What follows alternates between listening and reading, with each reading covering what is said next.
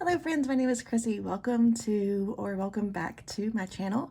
Today I'm going to talk to you about the practices I had in the month of May 2022 and the plans I have to change and switch up, maybe not too much, my practice in June.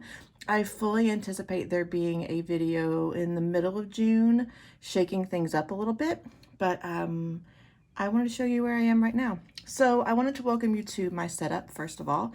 I feel a lot of crown chakra energy right now. I'm having some feelings, I'll put it that way, with scarcity. And even though I know what happens in June and July as far as client work goes in mogul work and magic work, that's really kind of messing with my head a little bit. And I recognize when I have the need to, when that needs to come from, that support needs to come from outside instead of building it from an inside place and allowing that support to come down instead of expecting myself to generate it myself. Because that's Chrissy's MO, is like, how can I power through, and instead allowing myself to relax, to trust, to settle into that flow. So we've got a piece of Super 7.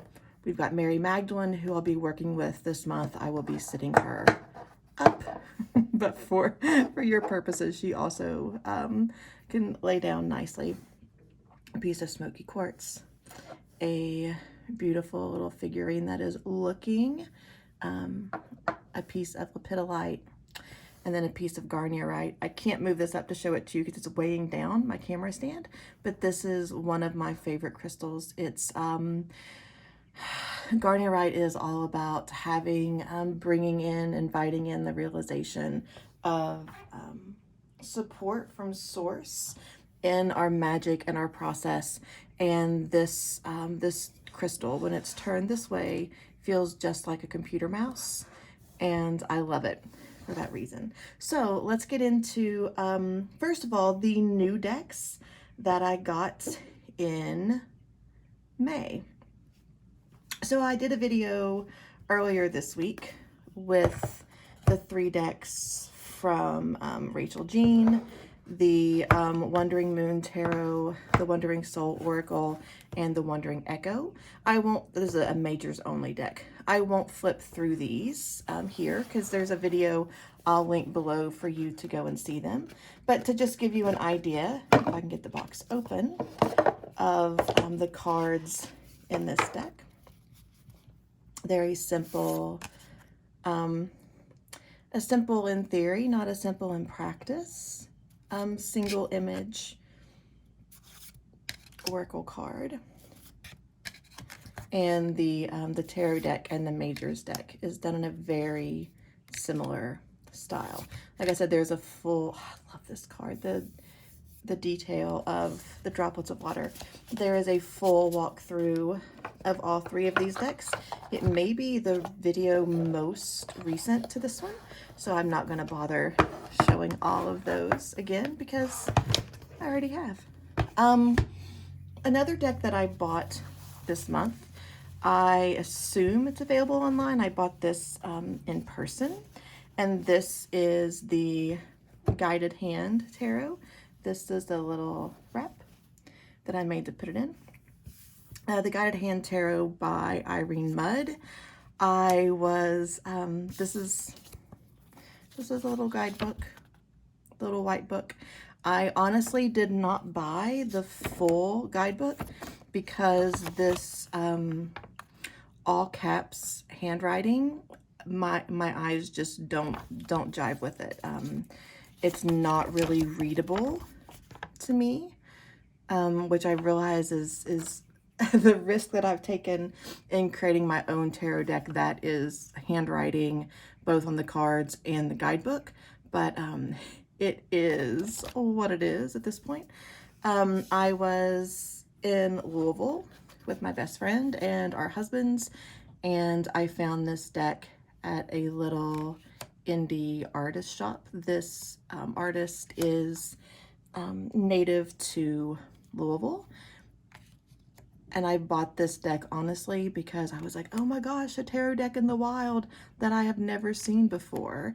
And then I got it home and I'm like, oh, I like this deck. I want to acknowledge that I have a sick and cranky kitty who is at my feet. So if I seem distracted, that's why. So yes, this is the Guided Hand Tarot by Irene Mudd. I love this Queen of Wands. And the Knight of Pentacles is on a hippo. If you would like to see a full walkthrough, let me know, and I can either link to other walkthroughs that are out there, or I would be happy to oblige. The other new deck I bought this month, I fully intended to be my June deck, but I'm not quite ready to switch things out yet. This is the Carnival at the End of the World Tarot. This is the guidebook. It comes, you purchase the guidebook separately, and I have totally fallen in love with the guidebook of both this deck and the other deck by the same creator, by the same, at least, production company. I absolutely love the writing here. This is my Strength was my card for the month, the card for May in my Sincere Way the Tarot mail reading. But this guidebook, it's really good. So yeah, I had planned on switching out to this deck in June, but I'm just not ready to give up the deck that I'm currently working with. There are a ton of walkthroughs for Carnival at the End of the World. I've thought about this deck for a really long time, and what finally made me, this is a beautiful card. I'm assuming this is the Two of Cups here. What finally brought me to finally click buy was honestly the thought that maybe this is the deck that I can get my husband to read, because it's so visually, it's straight up my husband, if you know him. And I love the Devil coming with bells and holding the lovers, and above this all of this pollution. Anyway, I ordered this deck with the intention, first of all, to let it be a temptation for my husband. And then I got it in and I was like, oh wait, I really like this. I'm not ready to work with it yet because I think I still have work to do with my May deck, but my full intention, oh my gosh, the weight of the world in this one is the world carrying the figure. There is the figure carrying the world. That's beautiful. So yes, I intend this to be my deck for July. I can't imagine working with any other deck before this one. When the time comes that I am ready to release the deck that I am currently working with.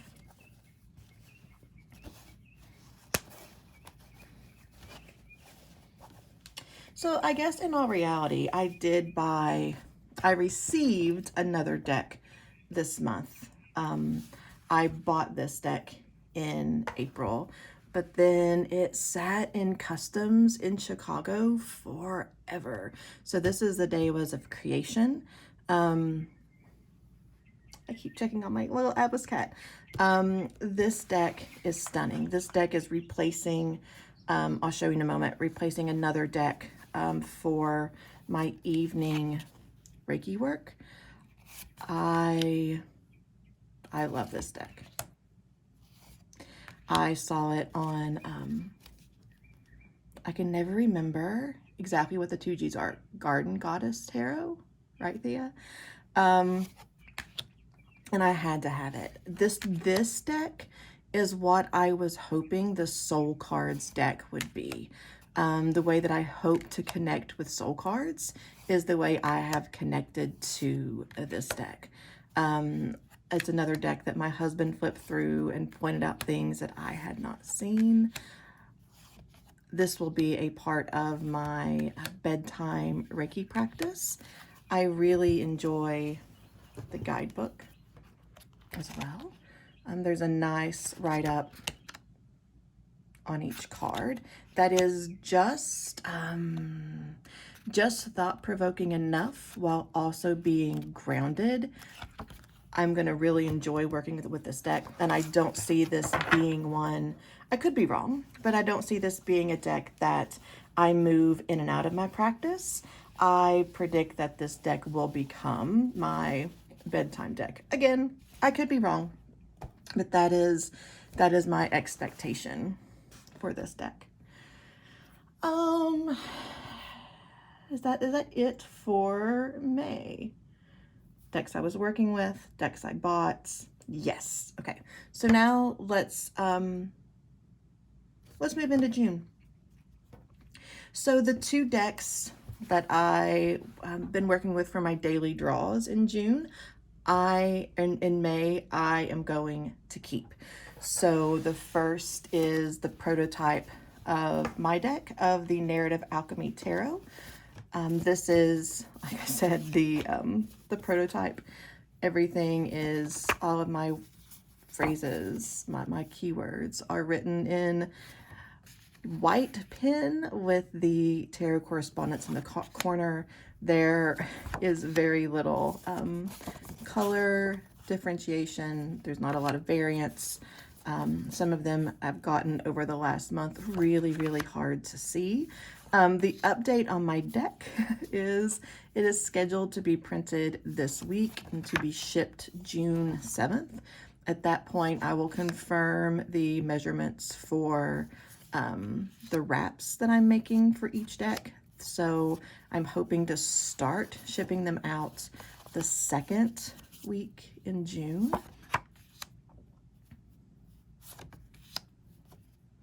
I am very, very proud of this deck. I cannot wait to hold an actual produced version, not a janky, poorly trimmed cardboard version in my hands. I'm very excited. I will continue to work with my prototype deck until the real one, that's wild, until it gets here. And the other deck that I am working with in May that will continue to June is the Tarot of the Drowning World. And I can never remember if it's of or for the Drowning World. It is of. I have to look every single time. This is a deck that, again, kind of like the Carnival at the End of the World, I bought with the intention, also very much like the Somnia Tarot, if I'm honest. I bought with the intention to be a deck that I owned, that I flipped through, that I just had, to be in a collection instead of an active use deck. And I have become incredibly smitten with this deck. There's something, it's so funny that I'm pulling so many majors. There's something about this deck that, because I don't understand it, because it is discombobulating, that brings an air of freshness into my readings for myself. When I pull this, for example, the Six of Pentacles, and there's nothing about this image that speaks Six of Pentacles to me, I have to go deeper into my understanding of the Six of Pentacles and into the guidebook, which, again, like the Tarot, the Carnival at the End of the World, this guidebook is phenomenally written. And even, I mean, this is all we've got for the minors, and it is crisp and clear and concise. That's how this deck feels. It feels like a breath of fresh air that brings me deeper into myself, into my understanding, not only of the card in that moment, or the card in general, but also my experience of the card in that morning. So the way that I use this deck, my daily draws at this point, I draw one card from the Narrative Alchemy Tarot, and then I let that bring up two questions for me. So it's usually the shadow and the light side of that card. Like, for example, if I drew, let's say, the Four of Cups, my question may be something like, the card I lay on the left may be, what do I not have energy for right now? And the card on the right may be, how can I release my expectations, the expectations of others with grace, that sort of thing. So the questions surrounding my primary pick that I look at with these cards are different and in the moment. Again, so many majors are coming up. I did not expect to enjoy this deck. I thought I would take the Lamb cards out, and I haven't. I thought I would replace them with bonus cards, by the way, not just say those cards aren't a part of the deck.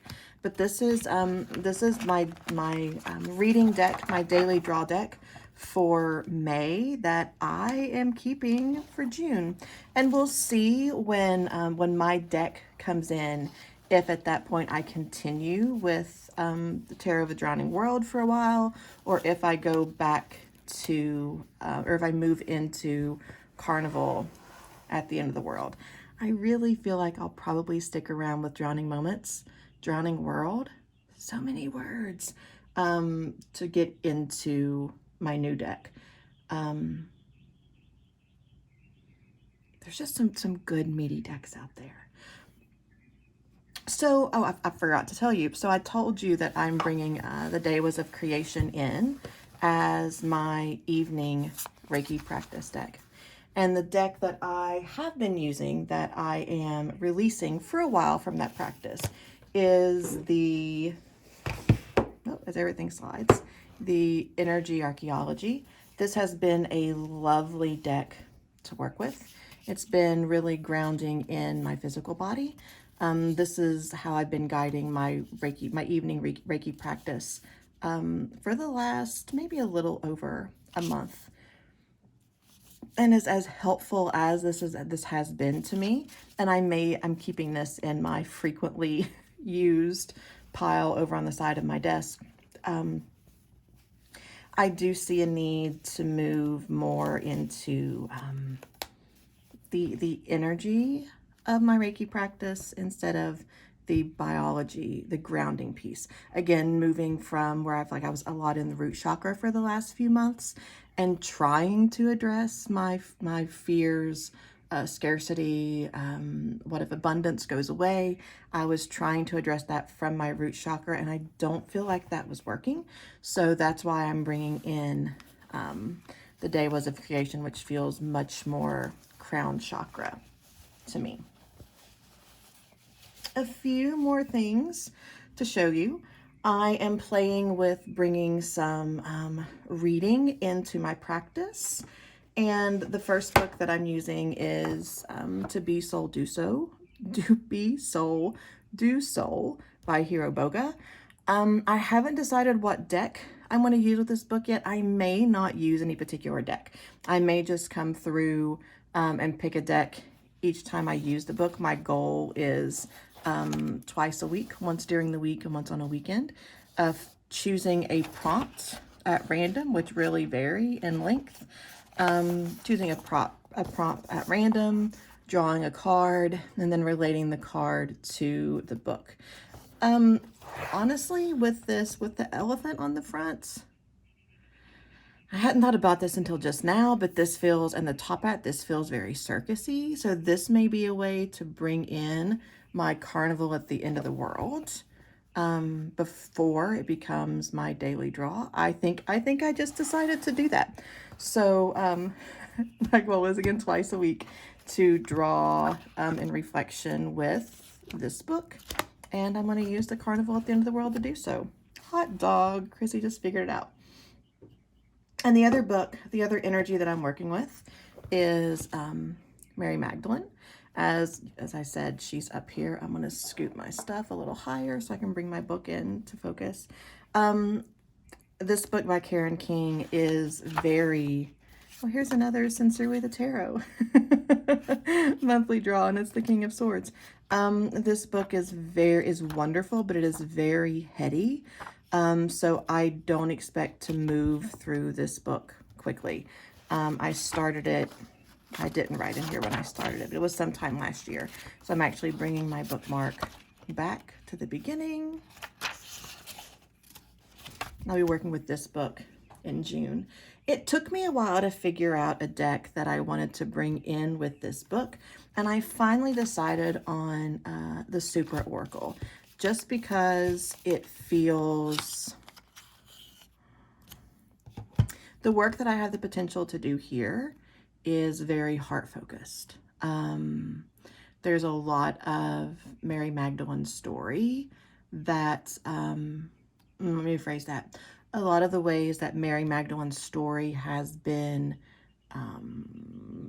disbelieved, has been not valued throughout time, feels very much like the experience of women in general currently. And a lot of my responsibilities as the oldest child, oldest child daughter, you know what I'm saying, the oldest child who is also a daughter experience.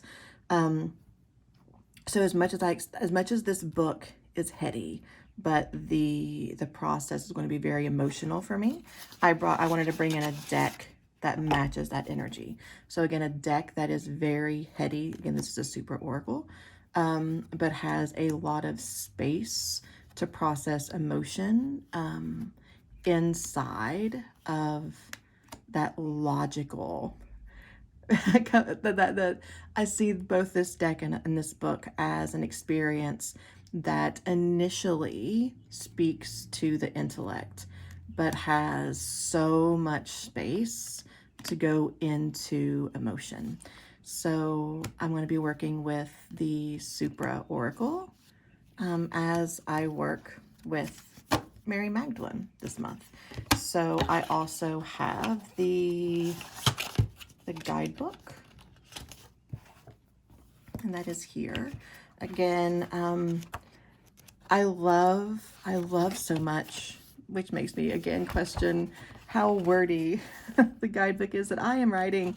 I love this, just a single paragraph and keywords that speaks into the creator's intention for the card, but still leaves a lot of space for my own interpretation.